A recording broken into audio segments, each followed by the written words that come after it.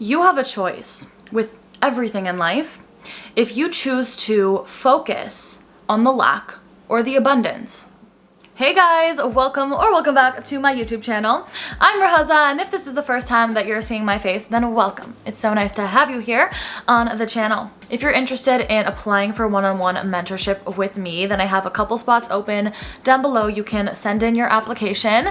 Also, if you consider yourself to be a spiritual leader of any kind, or you're an aspiring entrepreneur, aspiring content creator, a leader in your community in any type of way, then I would love for you to join me in my free masterclass that I'm hosting on May 25th. It's going to be live on Zoom, and it's called Become an Empowered Leader. And if you're watching this video after May 25th, or you can't make it on the date, then you can sign up for the replay in the description. And yeah, I am so excited about hosting this. This is probably one of my favorite masterclasses offers that I have come out with thus far. So I really hope to see your face there, or I hope that you get to watch the replay and then we can just pretend that we're face to face. Okay, so let's get into today's video. So in today's video, we're going to be talking about the power of your focus in creating your external reality. Now, all the great teachers and philosophers that are out there all emphasize the importance of our dominant focus, because what you focus on, you create more of. What you focus on grows. Ignore the little camera change. I just had to adjust my seating. But your perspective and your focus is so important, because whatever you're focused on, you are going to create more of. Every single thing that you consider to be a block in your life, if you change your focus on it or you change your perspective on it, will shift the way that that person or that situation or that outcome shows up and manifests in your life. Now, I want to give you an example here. There was somebody who I was seeing, or I was romantically interested in, for a couple months, and for whatever reason, don't ask me, he wasn't showing me that same mutual interest in taking things a step further. Now, here's the thing, okay? We attract things in our life based on our personal tikkun, as Kabbalah would say. A lot of you guys know, my parents studied an ancient mysticism called Kabbalah for my whole life, like since I was born. So this is a foundational teaching that I bring into a lot of my teachings and the wisdom that I know and acquire, and I love to study it. So what a tikkun is basically like your soul's correction, what your soul came into this world to overcome. It's the baggage that you come in this world with, that you carry, the things that we come here to heal, to evolve, and to learn from, basically, in a nutshell. So one of my tikkuns, one of the things that I came here to work on, is the feeling of unworthiness. So because of this feeling of unworthiness that I carry, so a lot of times it's subconscious, usually is until you put awareness on it, but I was attracting situations, and in this case, a person who was going to prove to me my belief that I believe I am not worthy of this person's love. Because I already had the belief of I'm not worthy, that's where my focus was, on the fact that people can't love me for who I am. I attracted a circumstance with a person who didn't love me for who I was, to prove to myself, to reaffirm that belief that I had that I'm not worthy. And this has happened to me, a lot. This is a pattern that I've seen in my life. And this story that I'm telling you, this is from this year. So it's not even like a long time ago. This is literally just what happened a few months ago, is I realized, okay, I am putting so much focus, my personal attention and focus, into this one person who doesn't see the value in me, when I have so many people in my life that do see the value in me. I do have so much love in my life. I have a big vision for who I want to be in this life. I have a big desire for the things I want to call in and the person I want to call in. And I just have such a good life in so many other areas, but yet my focus was in this one person not seeing my worth, not seeing my value, not giving me the love that I deserve. And the reason for it, whatever it is, it's his stuff, whatever. Doesn't matter. That's not a part, that doesn't matter in my frame and in my reality right now. What I'm concerned with is my process, my tikkun, why I attracted this situation, and why I continue to perpetuate it and give it energy, rather than giving energy to the things that I know, if I focus my energy on instead my business, my life, nourishing the relationships I have, then I'll attract more of that.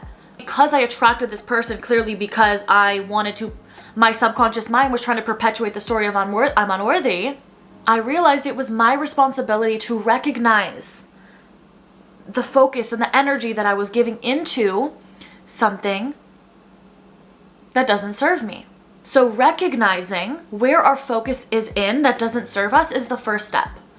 When I realized my focus was in a negative, quote unquote negative thing that was happening in my life, I was like all consumed in this, right? Because I was like, and I'm sure many people can relate to this, there's different types of woundings in love, but a lot of people have this common experience of wanting to prove themselves to this person. Like, why am I not worthy enough for you? Let me show you all the reasons why I'm worthy, and let me keep talking to you. And even though I know my intuition's telling me, like, this is clearly not your person, this person cannot see your worth and value, there's this other part of me that's like, well, what am I doing that's not worthy? You know, what am I doing that's making you not love me? Even though it could very well be 100% their shit. That's still the story we tell ourselves. That's still where our focus is in. So I had to take a step back, and this didn't happen the first time that this kind of situation happened, but over time I learned more about myself, and I started doing the healing around myself and realizing that everything is a mirror and reflection. I'm asking myself, I know that this man is not reflecting to me the reality I want to see and experience. Why do I keep focusing my attention on the lack of love that he is showing me rather than the abundance of love that I have in my life from my family and from my friends and from my community?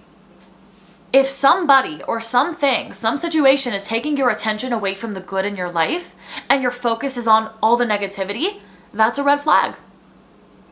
Not to blame the other person and say you're a bad person and this is a no.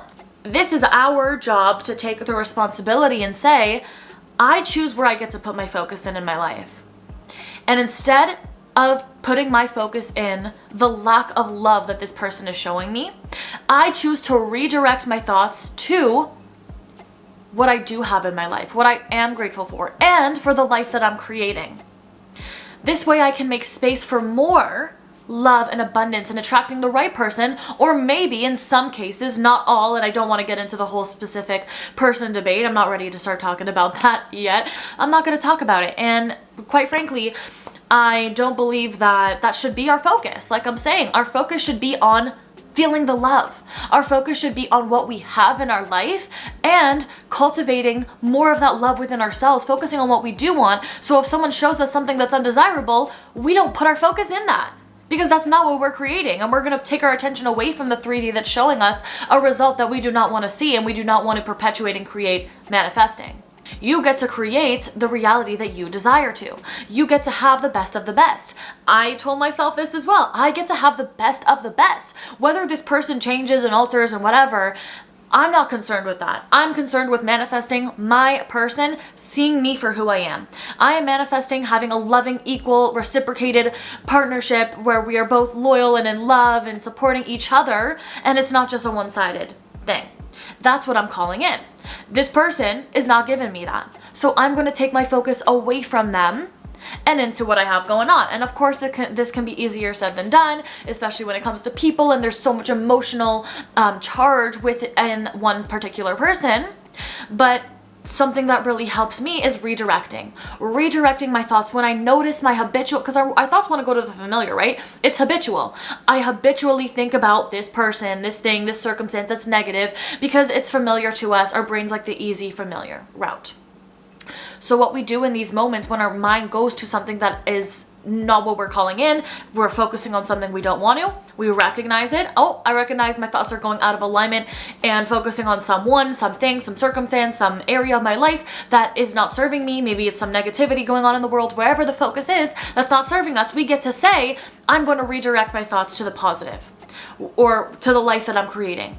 And sometimes this takes mental energy and effort to be like, this isn't serving me.